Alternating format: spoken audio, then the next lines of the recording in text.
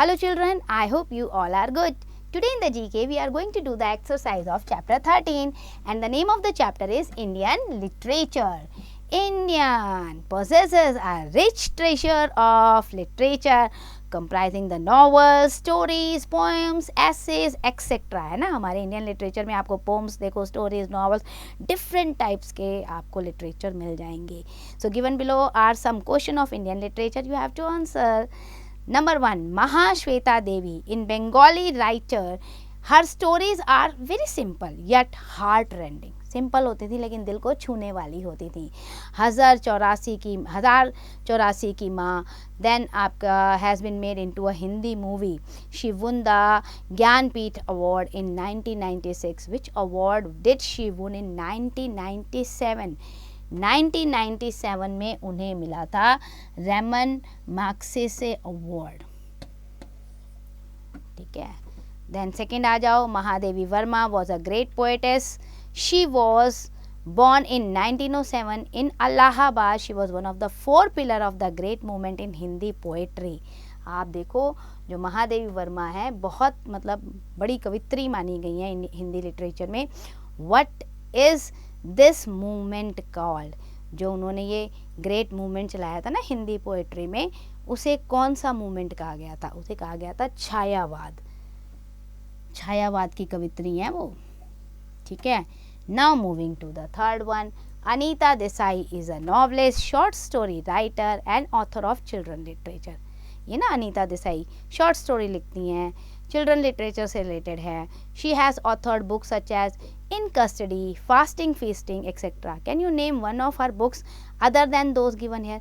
इसके अलावा किसी एक बुक का नाम बताओ. तो वो एक बुक है बेटा fire on the mountain, run run run. So fire in the mountain. इसके बाद आते हैं हम सुभद्रा कुमारी चौहान पे.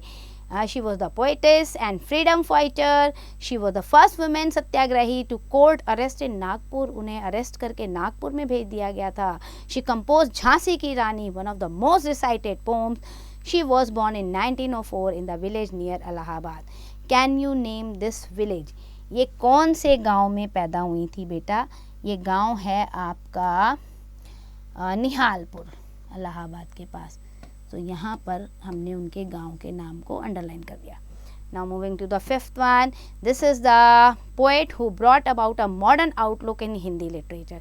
ही called the father of modern Hindi literature. So modern Hindi literature के फादर जो हैं भारत तेंदु हरीशचंद्र जी हैं. सो इन्हें कहा जाता है. 6 नंबर पे देखो आपका है Phanishwar Nath, popularly known as Renu, is among the greatest Hindi novelists.